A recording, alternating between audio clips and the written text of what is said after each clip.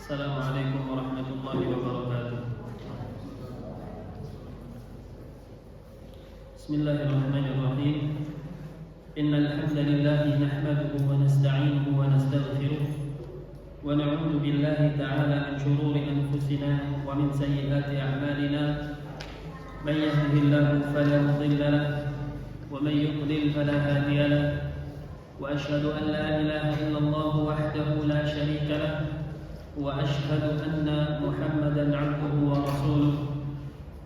Salawatullahi wa salamuhu alaihi wa ala alihi wa ashabihi wa man sara ala nahjihi wa istanna bi sunnatihi ila yaumiddin. Amma ba'd. Jamaah sekalian, ikhwan wal akhwat rahimani wa rahimakumullah. Alhamdulillah, kita lanjutkan kembali kajian akidah kita yang kita ambil dari kitab Lum'atul Intiqad Al-Hadi ila Sabilir Rasyad, sebuah kitab yang ditulis oleh Al-Imam Muwaffaquddin Ibnu Qudamah Al-Maqdisi rahimahullahu ta'ala, dan kita mengambil faedah penjelasan dari Syekh Shalih Fauzan hafizahullahu ta'ala, dan kita sudah sampai pada halaman 123 pada kitab ini, masih dalam pembahasan yaitu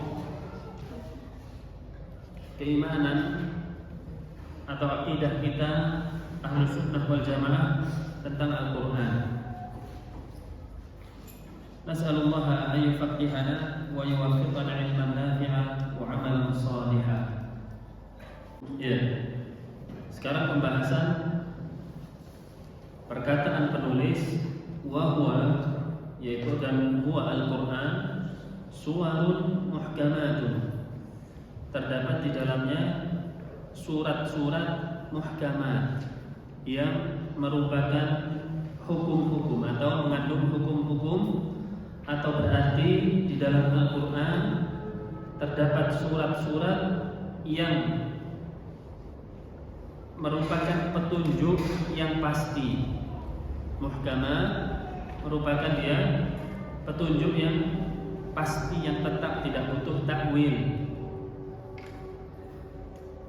Kemudian dijelaskan Al-Quran itu suwarun wa ayatun wa kalimatun wa hurufun, terdapat surat-surat, ayat-ayat, ayat bagian dari surat, kalimat-kalimat maksudnya kata-kata, yaitu bagian dari ayat. Seperti ada surat Al-Fatihah, ayatnya Alhamdulillahi Rabbil Alamin Ar-Rahmanir Rahim sampai Waladhdallin, itu ayat. Wa kalimat, terdapat kata-kata, ada Alhamdu kalimat, Lillahi kalimat, Rabbi kalimat, Al-Alamin, Ar-Rahman kalimat, Ar-Rahim kalimat. Kalimat kalau bahasa Indonesianya kata, bahasa Arabnya kalimat. Wa hurufun, dan huruf. Di dalam Alhamdu ada alif, lam, ha, mim, dal, semuanya bagian dari Al-Quran. Wasuwar, dan surat atau suwar bahasa Arab jam'u suratin, adalah bentuk jamak dari surat. Kalau suwar berarti surat-surat, ya. Wahyal qit'atu minal Qur'an. Nah, ini bisa digarisbawahi, ini adalah definisi atau ma'rifah dari surah. Apa surah itu? Al-qit'atu minal Qur'an al-mubtada'i bi bismillahirrahmanirrahim. Surat adalah potongan dari Al-Quran atau bagian dari Al-Quran yang diawali dengan Bismillahirrahmanirrahim. Surat adalah bagian dari Al-Quran yang diawali dengan Bismillahirrahmanirrahim. Wa bismillahi, ya, dan bismillah adalah ayatun minal Quran, termasuk ayat dari Al-Quran, nazalat yang turun lil fasli bainas suwar, fungsinya untuk memisahkan di antara surat-surat. Saya ulang, Bismillah adalah bagian dari ayat Al-Quran, jelas? Yang fungsinya sebagai pemisah di antara surat-surat. Kalau kita baca setelah idza jaa nasrullahi wal fath wa ra'aitan nasa yadkhuluna fi dinillahi afwaja fasabbih bihamdi rabbika wastaghfir innahu kana tawwaba. Kemudian Bismillahirrahmanirrahim. Tabbat yada abi lahabin wa tabb, dan seterusnya. Pemisahnya apa? Bismillahirrahmanirrahim. Berarti bismillah fungsinya memisahkan surat atau bagian dari surat. Memisahkan surat. Baik. Ma'ada bara'at wal anfal, kecuali di antara surat Al-Anfal dan At-Taubah. Bisa dicek. Kalau kita baca Al-Quran, surat Al-Anfal ayat surat ke-8 dan surat At-Taubah yang diawali dengan Bara'ah, bisa disebut surat Bara'ah, itu surat ke-9, tidak ada Bismillah. Sebagian ulama mengatakan sebabnya karena surat Al-Anfal dan surat At-Taubah dua-duanya sama-sama membahas perang Badar. Ya, membahas perang Badar, sehingga seakan-akan itu satu kesatuan. Tapi memang dipisah, namanya satu surat Al-Anfal, satunya surat At-Taubah, sehingga tidak ada pemisah Bismillahnya, Bismillahirrahmanirrahim. Ya. Awwalu hadhihi suwar Fatihatul Kitab. Surat-surat dalam Al-Quran diawali dengan Al-Fatihah. Surat-surat di dalam Al-Quran awalnya apa? Al-Fatihah. Kalau kita membuka mushaf Al-Quran, yang kita temukan pertama adalah surat Al-Fatihah. Berarti Bismillah di dalam surah Al-Fatihah bagian dari surat atau bukan? Bukan. Kalau kita mengacu kepada penjelasan tadi, Bismillah apa? Salah satu dari ayat Al-Quran yang fungsinya memisahkan antara surat satu dengan surat yang lainnya. Jelas? Berarti dia bukan bagian dari surat. Jelas? Satu-satunya Bismillahirrahmanirrahim yang termasuk bagian dari surat adalah terdapat pada surat An-Naml, yang dinukil di situ kisah Raja Sulaiman alaihi salam yang mengirim surat kepada Bilqis. Di situ dikatakan wa innahu min Sulaiman wa innahu Bismillahirrahmanirrahim wa alla ta'lu alaihi. Dan itu adalah berasal dari Sulaiman, dan di dalamnya terdapat Bismillahirrahmanirrahim, dan janganlah engkau merasa tinggi daripada ya Bilqis, jangan sampai engkau merasa tinggi daripada dari dakwahku untuk mengajakmu kepada al-Islam. Maka di sini disebutkan pertamanya adalah Fatihatul Kitab, wahia yang dijelaskan. Wahia alhamdulillahi rabbil alamin, itu ayat pertama. Ayat pertama dalam surat Al-Fatihah. Jelas. Ayat pertama di dalam surat Al-Fatihah adalah alhamdulillahi rabbil alamin. Wa akhiruha, Ya berarti di dalam sholat. Berarti di dalam sholat kita membaca Bismillahirrahmanirrahim sir, ya, itu bukan bagian dari Al-Fatihah. Jika bukan bagian dari Al-Fatihah, jika tidak terbaca Bismillah, bagaimana? Rukunnya apa? Fatihah. Rukun salat Fatihah. Sebagaimana sabda Nabi SAW, la salata liman lam yaqra bi Fatihatil Kitab. Tidak ada satu salat atau tidak sah satu rakaat salat jika seseorang tidak membaca Al-Fatihah. Di sini jelaskan Al-Fatihah wahia, pertamanya apa? Alhamdulillahi Rabbil Alamin. Sedangkan Bismillahnya hukumnya sunnah. Hukumnya sunnah. Dan itu merupakan di dalam tata cara membaca Al-Quran. Ketika kita mengawali Al-Quran membaca Al-Quran di awal surat, maka kita disunahkan baca A'udzubillahi minasyaitonirrajim, kemudian Bismillahirrahmanirrahim, kan begitu. Tapi kalau kita bacanya di tengah-tengah surat, bacanya A'udzubillahi minasyaitonirrajim, kemudian langsung ayatnya. Contoh kita baca ayat kursi, pakai Bismillah atau tidak? Tidak. Karena ayat kursi terletak di tengah-tengah surat Al-Baqarah. A'udzu billahi minasyaitonir rajim. Allahu la ilaha illa huwal hayyul qayyum.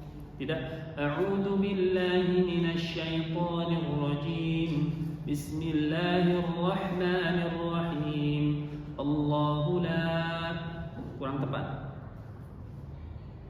Jelas? Yang kedua, ketika kita membaca Al-Quran di luar sholat, dengan niat ingin berhujjah, dengan niat ingin berdalil. Contoh, apa tujuan hidup kita? Ibadah. Mana dalilnya? A'udzubillahi minasyaitonir. Tidak usah a'udzubillahi minasyaitonir rajim. A'udzubillahi minasyaitonir rajim diawalkan sebelum membaca Al-Quran ketika kita niat membaca, bukan niat berhujjah. Kalau niat berhujjah tanpa ta'awudz, langsung wa ma khalaqtul jinnah wal insa illa liya'budun. Nah, wa huwa mi'atun wa arba'u asyarati surah. Dan Al-Quran terdapat 114 surat. Di dalam Al-Quran terdapat 114 surat. Minha at-tawil wa minha al-mutawassit wa minha al-qasir. Di dalam Al-Quran ada surat-surat yang panjang, ada surat-surat yang pertengahan, ada surat-surat yang pendek. Ya, ada surat-surat yang pendek. Jika disebutkan ini yang panjang, pertengahan dan pendek, itu dengan surah mufassal, karena ada istilah yaitu tawilul mufassal, wasatul mufassal dan qasirul mufassal. Maka tawilul mufassal itu dimulai dari surat Qaf sampai surat Al-Mursalat. Wasatul mufassal dimulai dari surat An-Naba sampai sebelum Ad-Duha. Ya. Kemudian qasirul mufassal, surat mufassal yang pendek dimulai dari Ad-Duha sampai An-Nas. Sampai An-Nas. Kenapa disebutkan seperti ini? Karena ini berfungsi di dalam sholat. Sholat subuh disunahkan baca tawilul mufassal, mufassal yang panjang. Zuhur juga tawilul mufassal, akan tetapi di bawahnya sholat subuh. Asar kita baca wasatul mufassal, wasat al-mufassal. Kemudian maghrib qasirul mufassal, yang pendek-pendek. Isya sama dengan asar. Isya sama dengan asar. Ya.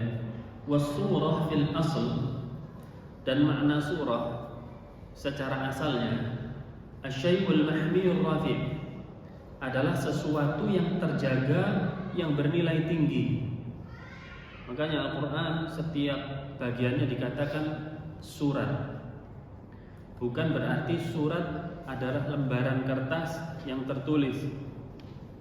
Itu risalah namanya bahasa Arab. Ya. Bukan juga surah pakai shad.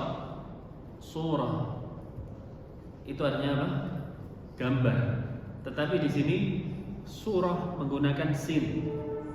Artinya adalah asyai'ul mahmiyur rafi', sesuatu yang terjaga, yang bernilai tinggi. Yaqulun nabighatu fi madh Nu'man ibn al-Mundhir. Berkata salah seorang tokoh di dalam memuji Nu'man ibn al-Mundhir, ya, ini membuktikan bahwasannya makna surat itu sesuatu yang tinggi, yang bernilai tinggi. Di dalam bait syair ini disebutkan, alam tara anna Allah a'taka suratan. Di situ ada lafaz surah. Tidakkah engkau melihat bahwasannya Allah memberikan kepadamu surah? Tara kulla malikin dunaha yatadzabzab, yang dengannya engkau akan melihat setiap raja, ya, atau pemilik. Kalau bisa diartikan pemilik, ya, malik maksudnya di sini pemilik, yang engkau akan melihat setiap pemilik di bawahnya. Maksudnya yang tidak memiliki surah, ya, orang yang diberikan di bawah nilai surat yatadzabzab, akan goyah. Goyah maksudnya merasa tidak puas. Kenapa? Menunjukkan di sini bahwasanya makna surah di dalam bait syair ini adalah sesuatu yang tinggi, yang bernilai tinggi. Kalau diterjemahkan, alam tara anna Allah a'taka suratan. Bukankah engkau melihat Allah Subhanahu wa taala memberikan kepadamu sesuatu yang bernilai tinggi, yang apabila engkau melihat orang yang tidak memilikinya, dia akan goyah, dia akan kecewa dan semisal. Was-surah al-manzilatur rafi'ah. Dan surat ini adalah kedudukan yang sangat tinggi. Wa minhu summiyat suwarul Qur'an lirif'atiha. Ya. Jadi dinamakan surat di dalam Al-Qur'an, ada surat Al-Baqarah, ada surat Ali Imran, ya, ada surat An-Nisa, Al-Maidah dan seterusnya sampai An-Nas. Kenapa dikatakan surat? Bukan berarti itu lembaran yang tertulis apa? Pesan. Bukan. Itu surat bahasa Indonesia. Tapi surah di dalam Al-Quran adalah sesuatu yang bernilai tinggi, sesuatu yang bernilai tinggi. Wali annaha mani'atun, dan bahwasannya dia adalah sesuatu hal yang sudah terkunci, sudah terjaga. La ahadun yarumuha biziyadatin aw naqsin aw tahrif.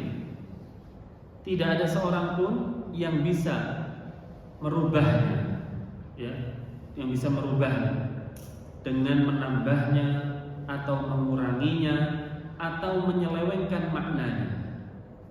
Jika ada yang berbuat demikian, maka pasti ada yang membelanya. Ada ulama yang meluruskannya. Pasti. Ini sudah janji Allah. Ini salah satu mukjizat Al-Quran dibanding kitab yang lainnya. Kitab yang lainnya didistorsikan, mungkin bisa dicampur aduk, bisa dikurangi dan ditambah, bisa. Ya, di antaranya kitab-kitab suci yang telah lalu, yang ketika Al-Quran sudah turun, maka kitab-kitab yang lalu mengikuti Al-Quran. Jika tidak, maka bisa ditambah dan dikurangi. Ya. Ada sebuah kisah pada zaman Khalifah Harun al-Rashid atau Abdul Malik bin Marwan, ya, saya lupa. Ada seorang Yahudi, ada seseorang Yahudi yang dia terkenal pandai menulis khat, pandai untuk merangkai menulis Arab, ya. kemudian diadakan sayembara, orang ini mengikuti. Kemudian ketika khalifah ini melihat tulisannya, kagum, kemudian ditanya, kenapa Anda tidak masuk Islam saja? Oh enggak, saya ridho terhadap agama saya. Jika Anda masuk Islam, saya akan berikan begini. Oleh sang khalifah diberikan hadiah kalau masuk Islam besar. Kata dia tidak, menunjukkan bahwasanya orang ini beragama, niat ikhlas di dalam hatinya. Kemudian suatu saat ketika berpisah antara orang ini dengan sang raja, setahun kemudian bertemu lagi di dalam kondisi orang ini sudah beragama Islam. Ketika ditanya oleh sang raja, kenapa dulu waktu aku ajak untuk masuk Islam dan aku berikan hadiah tidak mau, sekarang kau masuk Islam? Ya, dijawab oleh orang tadi bahwasanya saya beragama bukan dari hadiah, saya niat ikhlas dan saya ingin buktikan kebenaran dari agama Islam. Bagaimana caranya? Dia tulis dengan indah Taurat, kitab sucinya siapa? Yahudi. Ditulis dengan indah, dengan saya tambah dan saya kurangi. Ternyata kitab tersebut laku habis di pasaran. Kalau sekarang mungkin jilidnya bagus ya, penjilitannya bagus, cetakannya bagus, laku habis di pasaran. Kalau dulu kan belum ada penjilitan, maka yang dilihat adalah khatnya bagus. Kemudian saya juga tes kepada Nasrani, agama Nasrani. Saya tulis beberapa Injil dengan saya berikan tambahan dan saya kurang. Itu juga laku habis di pasaran tanpa ada bantahan, diterima. Ketika saya lakukan hal itu kepada Al-Quran, ya, ketika saya sudah edarkan Al-Quran yang sudah saya kurangi dan saya tambahin, ternyata Al-Quran tersebut ditahan oleh salah seorang dan diperiksa, kemudian setelahnya dikembalikan ke saya bahwasanya ini tidak layak untuk dijual karena ada tambahan dan pengurangan. Mulai saat itu saya masuk Islam. Inna nahnu nazzalna adz-dzikra wa inna lahu lahafidun. Ini janji Allah. Kata Allah, saya yang menurunkan Al-Quran dan saya juga yang akan menjaganya. Ini membuktikan ikhwan, Al-Quran mukjizat, tidak seperti kitab yang lainnya. Tidak bisa Al-Quran ini ditambah dan dikurangi. Mani'ah, sudah terkunci, sudah terjaga. Fal-Qur'anu mahfudun kama nazala ala Muhammadin sallallahu alaihi wasallam. Maka Al-Quran ini terjaga. Yang kita pegang sekarang itu sama dengan yang diturunkan pada zaman Nabi Muhammad sallallahu alaihi wasallam. Ya. Lam yubaddal wa lam yughayyar minhu syai'. Tidak diganti dan tidak diubah-ubah sedikit pun darinya. Lianna Allah takaffala bihifdhihi. Karena yang menjamin penjagaannya adalah Allah Subhanahu wa taala.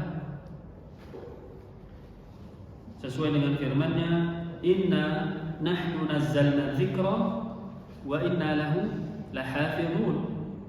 Sesungguhnya kamilah yang menurunkan Al-Quran. Al-Dzikra di situ adalah Al-Quran, dan kami juga yang akan menjaganya. Termasuk di situ juga sunnah. Fala ahadun ala kathratil a'da'il haqidin tajarra'a ala an yughayyira fi kalamillah. Tidak ada satu orang pun, walaupun banyak musuh-musuh Islam yang iri terhadap agama Islam, yang dengki terhadap agama Islam, tajarra'a ala an yughayyira fi kalamillah, berani untuk mengubah-ubah firman Allah.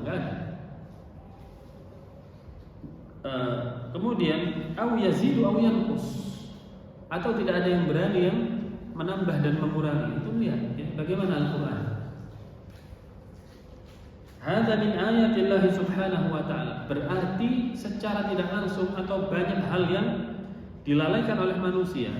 Al-Quran ini adalah istimewa, tanda-tanda kebesaran Allah subhanahu wa ta'ala. Kalau kita lihat, nggak ada yang bisa berani mengurangi atau menambah Al-Quran, atau nggak ada yang berani mengubah-ubah Al-Quran. Tidakkah manusia, terutama kaum muslimin, akan bertambah imannya terhadap hal ini? Harusnya nggak ada yang bisa menambah dan mengurangi, tidak seperti kitab yang lain. Ini adalah tanda-tanda kebesaran Allah, menunjukkan akan adanya Allah subhanahu wa ta'ala. Ya, kalau kita belajar usul tsalatsa, insya Allah sudah belajar semua di sini ya, disebutkan tanda-tanda adanya Allah itu ada dua, dari ayatul kauniyah dan ayat Qur'aniyah. Dari ayat-ayat kauniyah, ciptaan dari langit, bumi, manusia, hewan, seluruh, dan diatur, itu yang pertama, berarti ada yang mengatur siapa Allah. Yang kedua, ayat Qur'aniyah, Al-Quran tidak ada yang mengurangi, tidak ada yang menambah. Kemudian dari susunan kata-katanya adalah kata-kata yang tinggi, susunan yang tinggi. Maka ini adalah merupakan menunjukkan akan adanya Allah subhanahu wa ta'ala. Terkadang kalau kita dulu apa mukjizat Nabi Muhammad, mukjizatnya Al-Quran, ada mukjizat. Kalau kita terdengar mukjizat itu kayak Musa alaihissalam gitu, itu mukjizat, tongkat pukulkan ke laut belah, atau tongkat dilempar jadi ular. Mukjizatnya Nabi Ibrahim dibakar tidak terbakar. Ya, mukjizatnya Nabi Isa bisa menghidupkan orang mati dan lain sebagainya. Nabi Muhammad apa? Ya, cuma Al-Quran mukjizatnya. Padahal kalau kita lihat mukjizat para nabi-nabi yang lainnya tadi tidak berlaku lagi sepeninggalnya. Kalau Al-Quran sampai sekarang, ya, sampai sekarang tidak ada yang merubah, terus berkesinambungan. Ini menunjukkan mukjizat yang besar terhadap Al-Quran dan terdapat pada Al-Quran.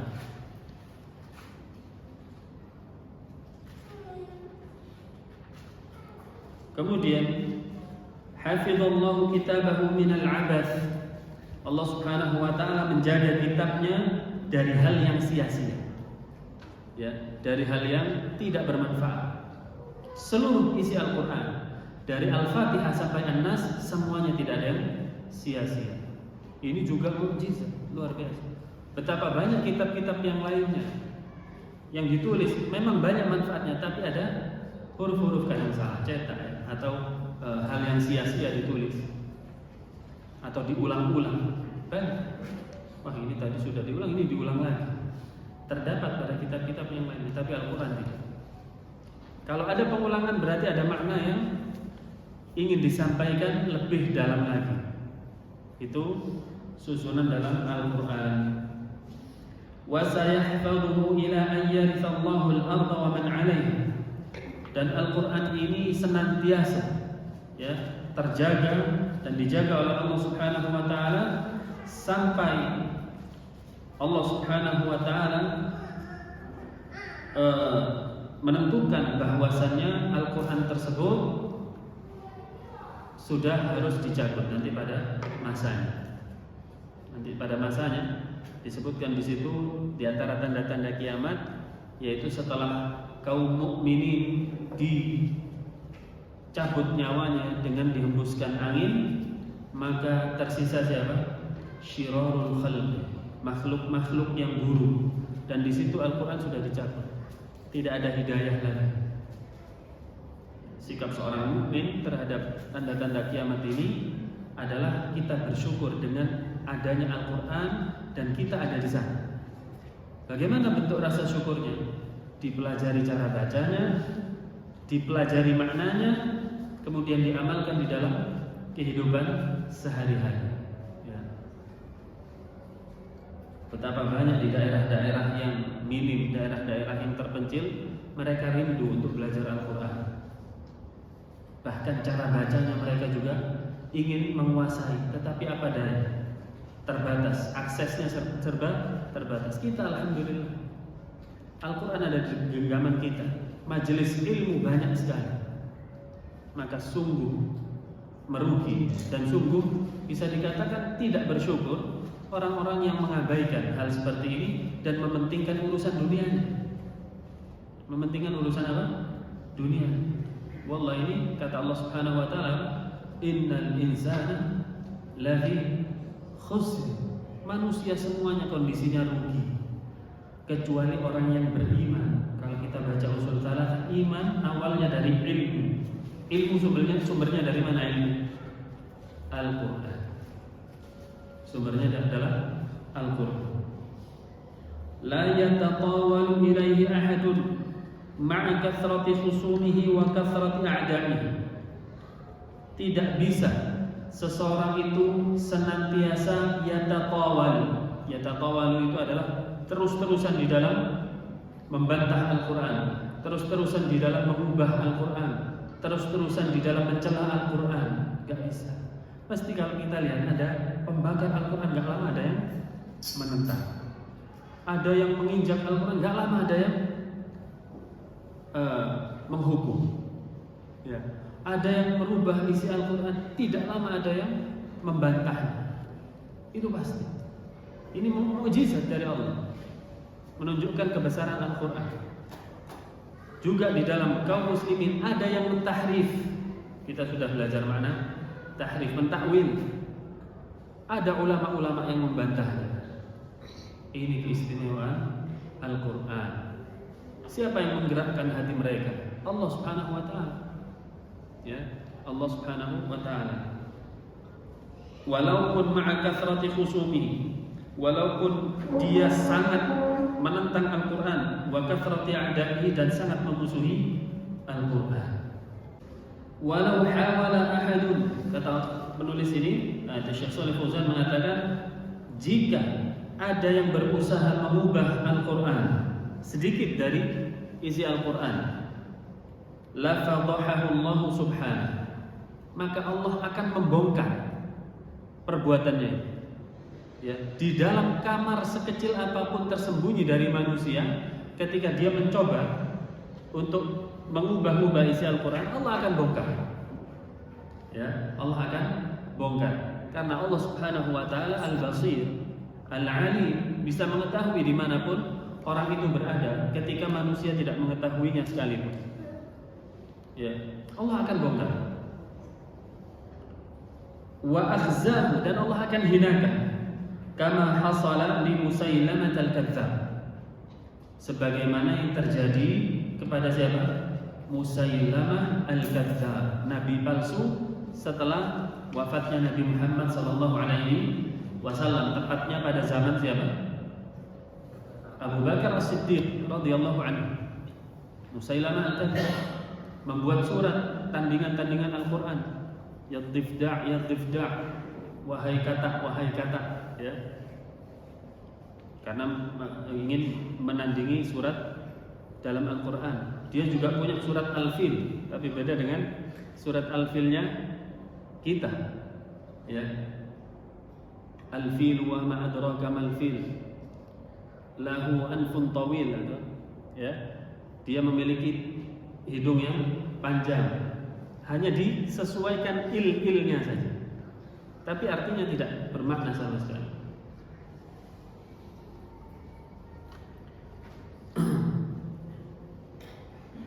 Kemudian za'ama annahu yanzilu alaihi Quran, yang mana Musailamah ini mengklaim bahwasanya Al-Quran masih turun. Walaupun Nabi Muhammad wafat, Al-Quran masih turun kepada dirinya.